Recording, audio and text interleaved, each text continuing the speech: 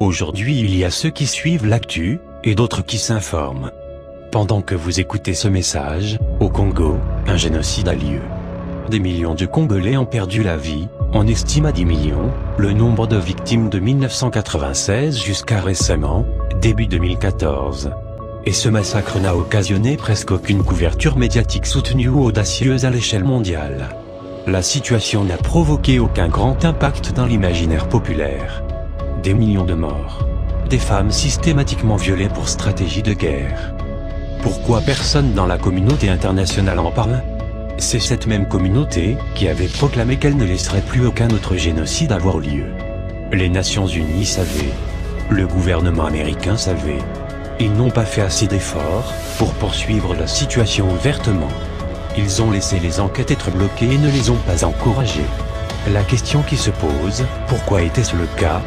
La véritable question est, quel a été le rôle des États-Unis ? Il s'agissait d'un soutien direct, des livraisons d'armes arrivées la nuit, pour soutenir l'armée rwandaise. On avait placé des personnes dans le pays, pour entraîner les forces rwandaises. En somme, nous soutenions l'invasion. Il faut savoir que les principaux minerais exploités au Congo sont au nombre de 4, la cassitérite, minerai d'étain, le coltan, minerai qui permet d'obtenir un métal rare, le tantal, la wolframite, minerai de tungstène, et l'or. Le commerce illicite dote chaque année les groupes rebelles et les unités de l'armée nationale de dizaines de millions de dollars, qui leur servent à acheter des fusils et à renforcer leurs campagnes rivales. L'industrie de l'électronique est l'une des principales destinations de ces métaux, qui entrent souvent dans la fabrication de téléphones et d'ordinateurs portables ainsi que d'autres produits de consommation. L'étain sert à fabriquer des soudures pour les circuits imprimés électroniques. Le tantal, des condensateurs, de minuscules pièces servant à stocker l'électricité. Le tungstène fournit la fonction de vibration des téléphones portables. Et l'or est employé par l'industrie de l'électronique comme revêtement des fils électriques.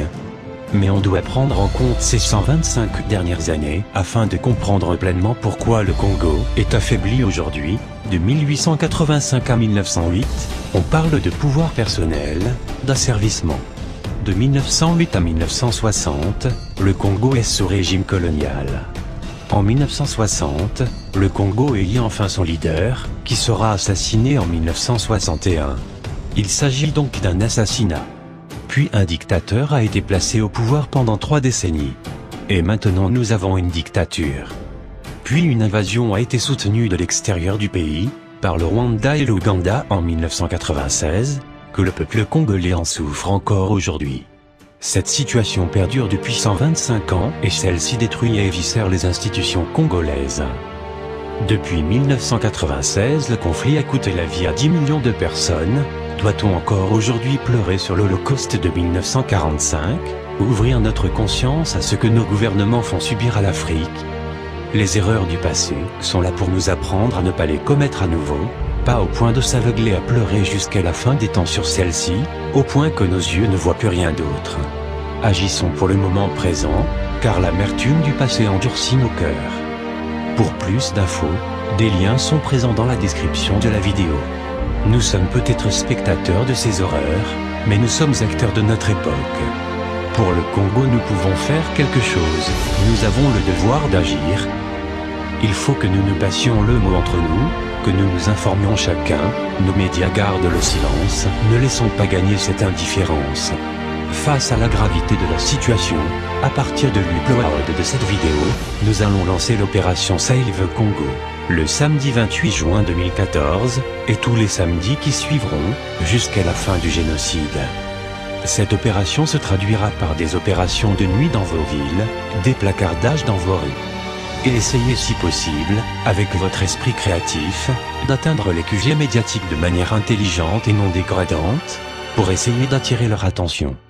Un peu de la même manière que pour la précédente opération du 5 novembre, privilégiez une colle simple et écologique, par exemple utilisez de la farine et de l'eau. Des tracts vont être mis à votre disposition dans la description de cette vidéo.